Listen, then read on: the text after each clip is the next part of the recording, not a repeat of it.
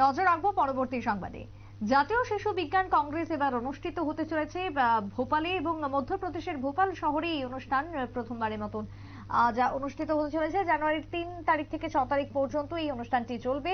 ভারত সরকারের নিকট সর্ববৃহৎ শিশুদের বিজ্ঞান মঞ্চ, যেখানে সবকটা রাজ্যের মেধাবী ছাত্রছাত্রীরা অংশগ্রহণের সুযোগ সুবিধা ইতিমধ্যে পেয়েছে। 10 থেকে 17 বছর বয়সী শিশুরা মহকুমা স্তর, রাজ্য স্তর পেরিয়ে এবার রাজ্য স্তরের জন্য নির্বাচিত হয়েছিল। তাদেরকে নিয়ে এই বিশেষ আয়োজন। কি বক্তব্য উঠে আসছে, যেখানে এবার ত্রিপুরা রাজ্যের এই অনুষ্ঠানটি পরিচালনার দায়িত্বে রয়েছে ত্রিপুরা সায়েন্স ফোরাম। কি বক্তব্য উঠে এসেছে শুনুন। মহকুমা ভিত্তিক, জেলা ভিত্তিক এবং রাজ্য স্তরের প্রতিযোগিতায় নির্বাচিত হয়ে তারা এই প্রতিযোগিতায় অংশগ্রহণ করতে চলেছে। এই যে তারা কতজনের মধ্যে মানে সিলেকশন হয়েছে? প্রায় 600 জনের মতো।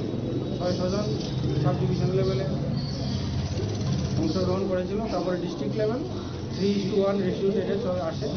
আর রাজ্য ভিত্তিক হয়েছিল 100 জনের মতো। আগেও কি গিয়েছিল? হ্যাঁ, প্রতি বছর এটা 31তম জাতীয় শিশু বিজ্ঞান কংগ্রেস। আপনার পরিচয় স্যার? আমি হচ্ছি ত্রিপুরা শিশু।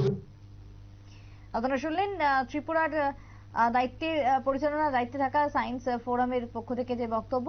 এবং এই ধরনের অনুষ্ঠান প্রত্যেক বছরই আয়োজন হয়ে থাকে, ব্যাপক উৎসাহ থাকে সেক্ষেত্রে পড়ুয়াদের, এমনটাই জানালেন সংশ্লিষ্ট ব্যক্তি। ছোট্ট বিরতির পর ফিরছি, সঙ্গে থাকুন।